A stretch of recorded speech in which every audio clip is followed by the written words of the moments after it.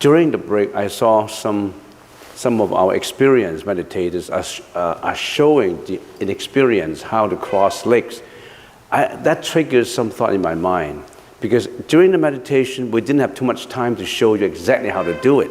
How to cross your leg, the posture, the right posture, because we didn't have time every time to show you exactly how to cross your leg. So our experienced meditators, as I see, they show you how to do it. That's very important, because they have been meditating for a long time and they take meditation very seriously. You know, how to do it. Every session, you have to take meditation as if every session you want improvement. Not just sitting there and relaxing. You want improvement in every session at home or in the hall. So it's good that maybe we can arrange sometimes even after lunch that we show some inexperienced ones how actually to cross the leg. So what I need to do, maybe I like to talk a little bit more today, and because I have been roaming on the seventh consciousness for too long, and I like to finish it today if possible and go on to the eighth consciousness. So we already have studied the first five with external environments of matter, sound, smell, taste, and touch. And then we have our perceptive sensory organs, our eyes, our ears, our nose, our tongue, our body. We already have studied the five consciousness for a few months. And we already have studied the sixth consciousness for a long time also. And we have been doing the seventh consciousness, which is the ego attachment, the personalization and arousal of emotions of the seventh consciousness. And that we've been studying. And we haven't been studying the store of the present and past karmic energy. And if you still have to roll into the reincarnation process, then that's also a storage for your future karmic energy. And the store consciousness, if I can summarize it very briefly, it comes first before birth and leaves last after death. You may not know what it means, because that's the new line that I put in. Before you were born, you get into your mom's body. And before you come out, the eighth consciousness shoots in there first. It comes first, even before your birth. But when you die, when we died, it goes away last. And then we said, how does the seventh consciousness manifest itself? How does it show the seventh consciousness? How does it show itself? The seventh consciousness in us, in you, in me.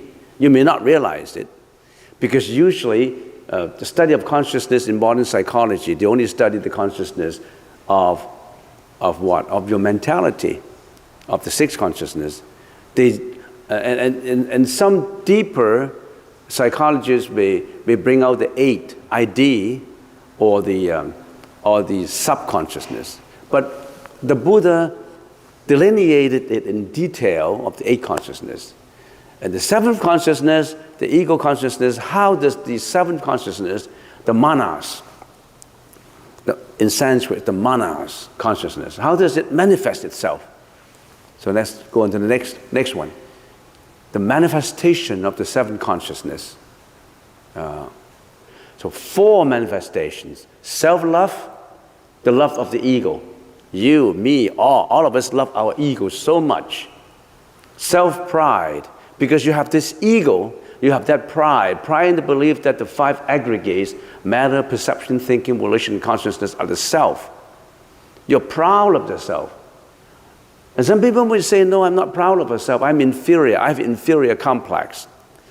Inferior complex is the opposite of superior complex. When you always have setbacks and hurdles in front of you then you from your superiority complex, you build up the inferior complex. It's an offspring from the superior complex. So self-pride, actually you are so proud of the fact that you have this ego, but you may not know about it. Self-infatuation, you are infatuated with this ego. You are habitually attached to that ego. You may not know about it. Self-view, you always have this self-view, the biased view of the ego. You always have this biased view. We always have a self-view. You may not realize it. We are so obstinate. We are so fixed in our mind. We are so rebellious. This is my view. How come I can't do it that way? Especially for teenagers. At that teenage age, they have a self-view that they don't want to change. It comes with experiences of life. So these are the manifestations. The seventh consciousness is manifested by self-love, self-pride, self-infatuation, and self-view. Okay, now that's the manifestation of the seventh consciousness. And just to bring this perspective into applied Buddhism, because we always think that this is so academic, so philosophical. How does it apply? How do we perceive it from the perspective of reality?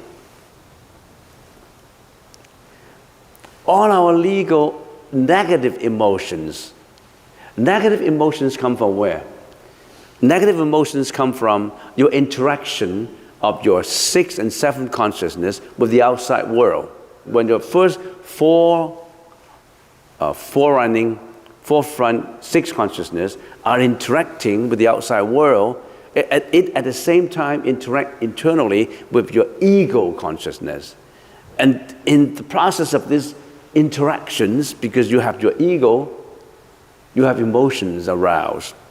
Depression, anxiety, sadness, despair, rage, fear, suspiciousness, autism even, self-pity, self-condemning, jealousy, hatred, self-obsessed, addiction, pride, arrogance, and so on and so forth.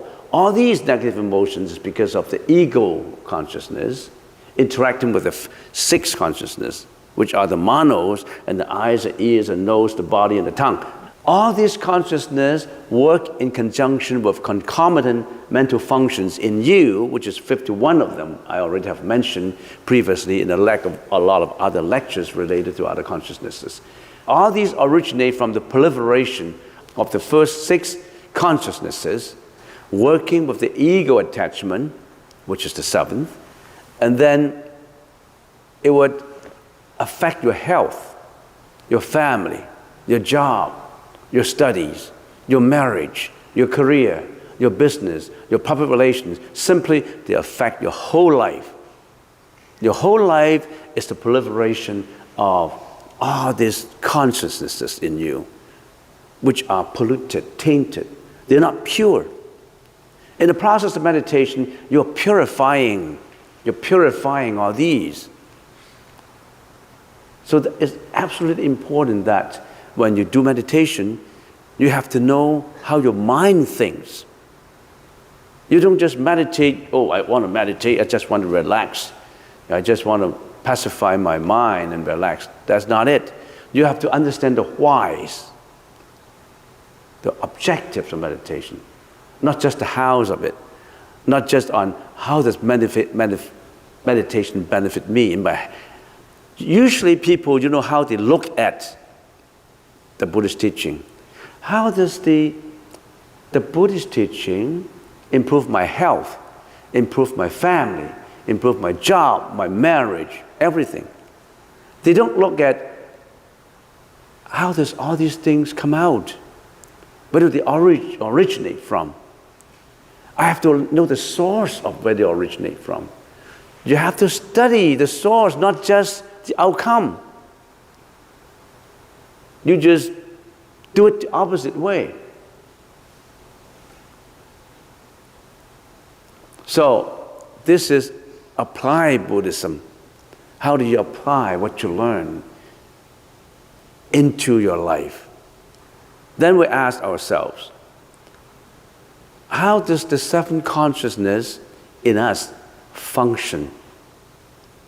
So let's get on to the next slide, which say the functioning of the seven consciousness. Functioning in terms of what? In terms of time dimensions. All that we have been discussing is in terms of space dimensions. How does it interact with the eye, the ear, the nose, the taste, the body, the touch, the sixth consciousness? It's all about space dimensions. Now, the time dimensions of the functioning. The first five consciousness, they function neither continually nor assessingly. In other words, the eyes, the ears, the nose, the tongue, the body, they only functioned abruptly, not continually. In other words, when you go to sleep, your eyes is not functioning, your ears are not functioning. So the first five consciousness, they don't function continually. They don't function assessingly. Your eyes cannot assess the value of something. When your eyes look at a diamond ring, your eyes cannot assess the value of a diamond ring. Your eyes can only capture the image. The assessing of it belongs to the sixth consciousness. So the first five, they function neither continually nor assessingly. The sixth mono-consciousness functions assessingly but not continually. So in other words, the sixth consciousness, the mono, the manager, assess everything. It helps the eyes, the ears, the nose, the body, the tongue to assess situations, to put values on things, to put egoistic value, one-sided self-centered value on things. So the sixth mono assess all the time, but it's not continual. Why is it not continual? When you die, it doesn't exist anymore. Your brain does not exist. When you die, it does not exist anymore. It's not continuous. But the seven consciousness is different. It functions assessingly and continually. In other words, after you die, your seven consciousness shrinks into the eight and go about the reincarnation. Take another format, take another form, take another body, take another world, take another realm, take another family. So your seven consciousness never dies. And your seven consciousness always assess. Your eyes cannot assess, but the mono consciousness and the seven consciousness always assess. But the only thing is, it assesses with a self-view, with an egoistic view. That's the reason why when people come to me to complain, usually working in a temple, people working in the temple, sometimes they can't get along with each other. This guy is talking to me like that. This woman is talking to me like that. Even the volunteers, they always have, self-views of what is equality. How come they treat me like that? How come they talk to me like that? How come he's got something better than me? I'm a volunteer and he's a volunteer. And how come he treat me different? They always have this assessing function in their mind. And I explained to them, well, put the explanation in very simple terms. The one you think is infuriating you has a dominating self. You who think that you are being infuriated have a protective self. When a dominating ego is interacting with a protective ego, clash. They clash. But if a dominating ego is dominating you and your ego is not coming up, you're absorbing it with patience, with tolerance, then your dominating ego is not working. You're absorbing the conflict. You don't feel unhappy. You feel it's nothing. You feel that it's just a sentence. How come I attach to that sentence is just a word. Sentence is not a knife stabs into my heart. It's just a sentence. How come I attach to the sentence and I want to fight, I want to yell, I want to be jealous? It's my protective ego who want to counter that dominating ego. You want to fight. So don't blame the others, blame yourself too. Two clashes. So when two cars collide, it's not just a mistake of one car. usually. It's the mistakes of both. So we're talking about the functioning of the seven consciousness. We have talked about manifestation of the seven consciousness. How do we use the seventh consciousness to transform ourselves? In other words, how do we transform our seventh consciousness into wisdom? What's the method of doing it? Let's do it by an example of meditation. How do we use meditation to transform our polluted, tainted consciousness into pure wisdom, leading us to that saintly path of Buddhahood? How do we do it? Let's take an example by showing meditation. How to meditate? Let's get to the basic. How to meditate? Meditation is dealing with the present moment, with also the past moment. The future hasn't come. We don't deal with the future yet. The future hasn't come. If you change your attitude towards the present and the past, then you change the future. You don't have to worry about the future. The future hasn't come. Any worry of the future won't change the future. You're putting anxiety on your past and your present will not change the outcome of the future. Only by changing your present and letting go of the past can you change the future. So let's talk about the present moment and the past moment. Present moment awareness and no perpetuation of the ego attachment. That's the main topics of meditation. How do we use a method to create our present moment awareness? We have to gear our multitude of external objects into just one object of attention. That's the breath. We use the breath as the one object. You use the time when you're meditating to eliminate all these outside externalities of greediness, hatred, unhappy, all these things into just one object of attention. And what do you use? You use the breath. So you calm down the monkeying mind of the first six consciousness, and we call it samatha. That's the present moment. And then how about the past? To let go of your past. Whatever the past, bad experiences, good experiences come up, you let it go. Don't bring your past onto your present meditation stool, on your present mind, and ponder on it. Yesterday, your wife scolded you without any reason. Now you're meditating, you find out that's not good. My wife is terrible. And you bring yesterday's terrible experiences into this mind now and ponder on it and feel unhappy about it to such a point that you cannot meditate.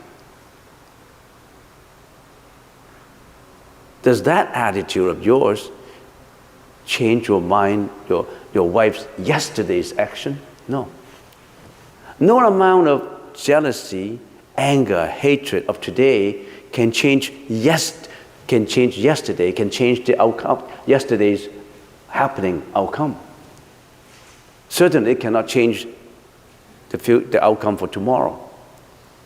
So to avoid the ego attachment, let go of all this past, and of the present, don't attach your ego to it. You let go. Let go of whatever comes up. Always focus on your breath. Let go of whatever comes up.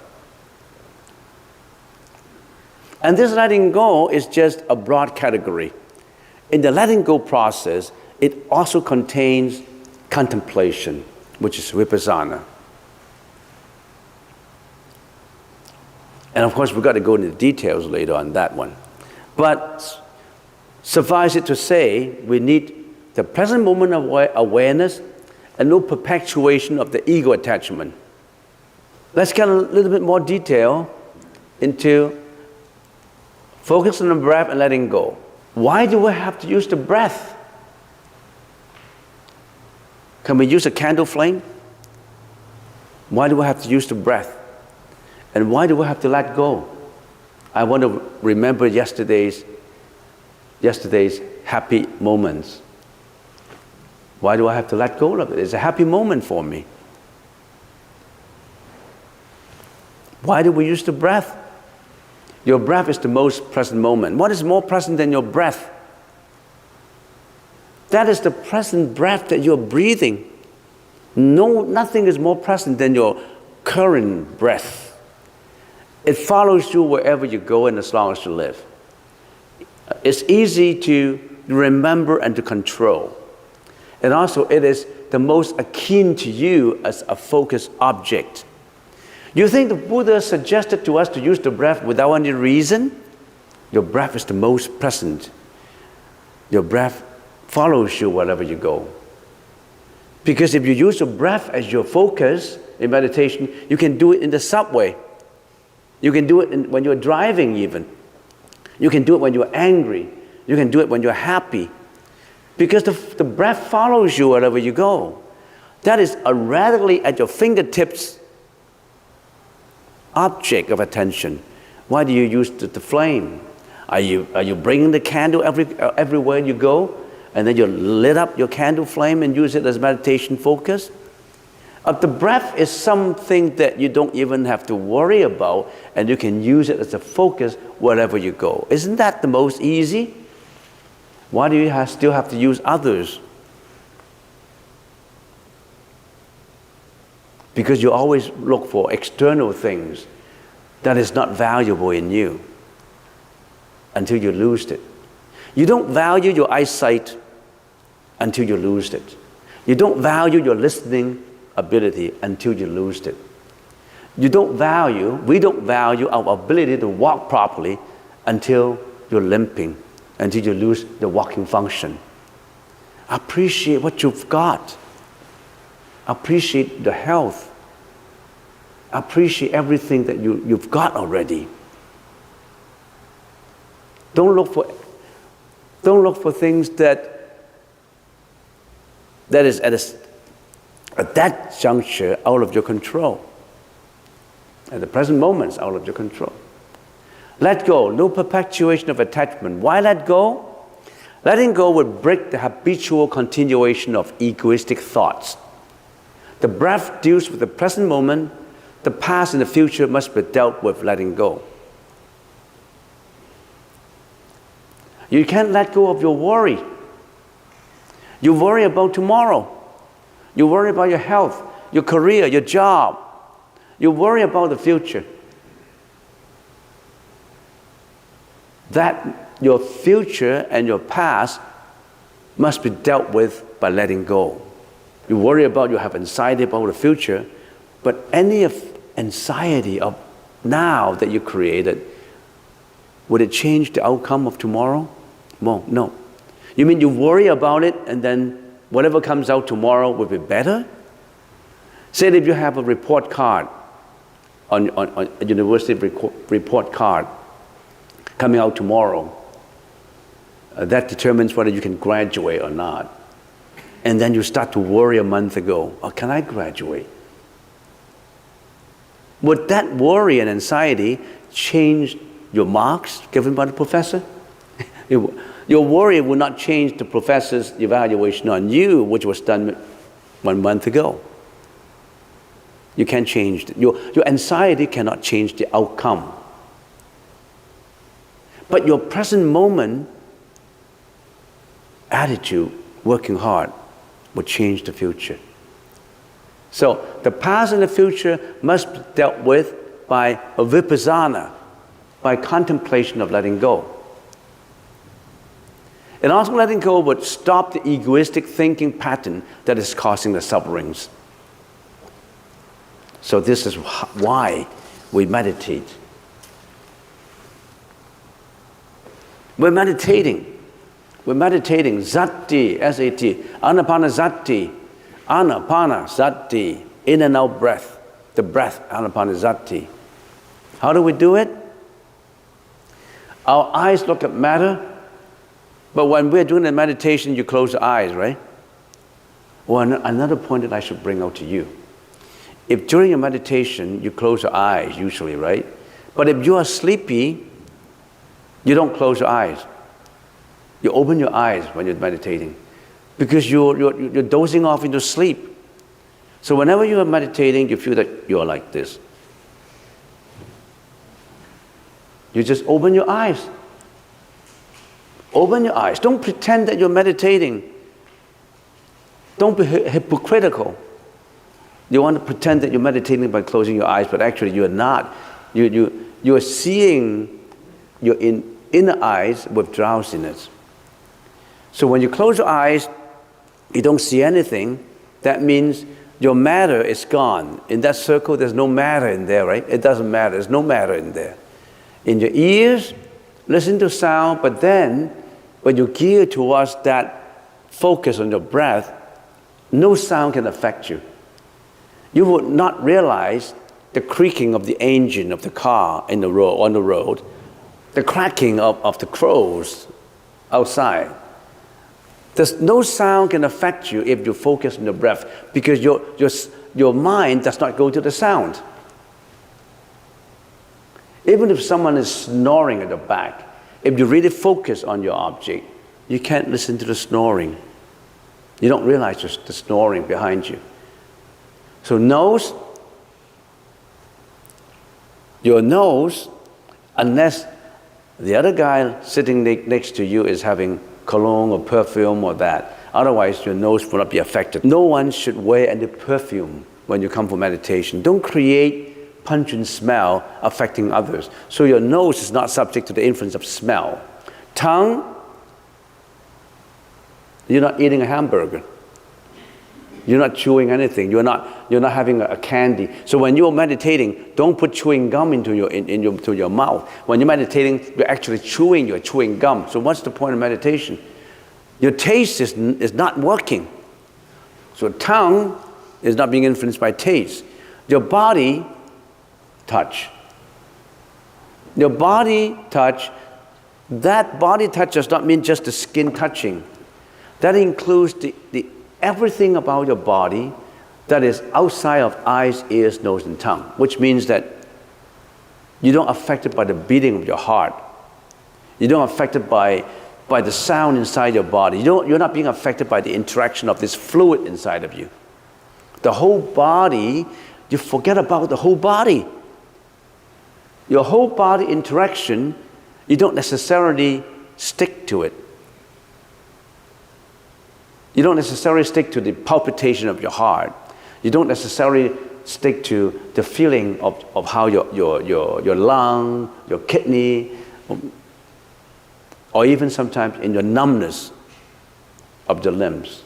Because when you meditate for a long time, you may feel that for inexperienced meditator, you will feel that your legs are numb, But then when you're really, your body is not attached to the touch, you don't feel that at all.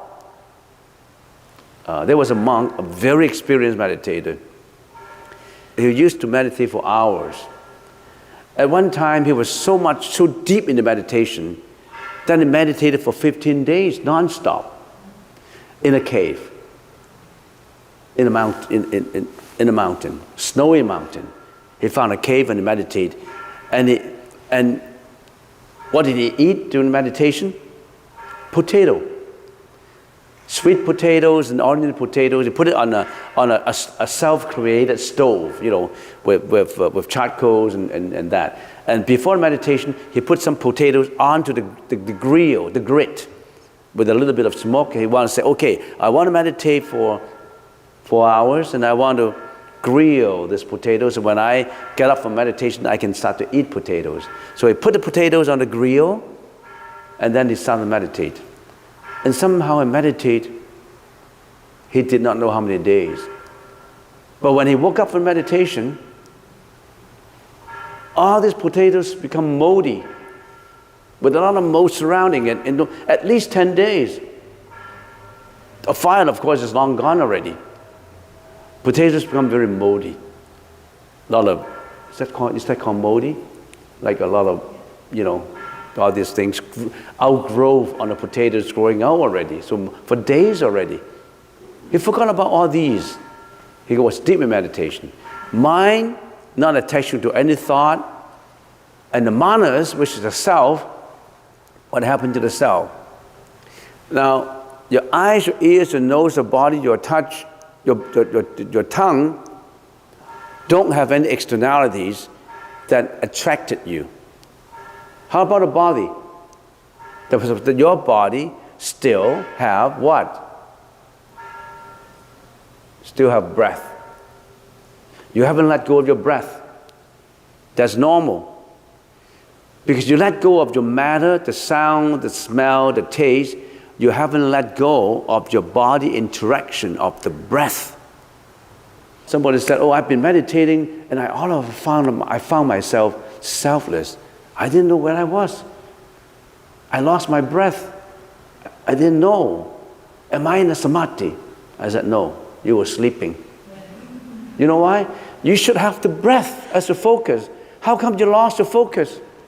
You were sleeping actually. You didn't have, I am selfless. I don't have the ego. No, you've been sleeping and you thought you don't have the ego because you should maintain that breath in you. How about the mind? No inner commentator. No more arousal of concomitant mental functions. No habitual continuation of thoughts of the past, present, and the future. You do not let your concomitant mental functions arise. You have attention only on your breath. That's your breath. You shouldn't lose your breath. How about the manas, the self? Let go. Only the breath exists. The breath still exists. All right.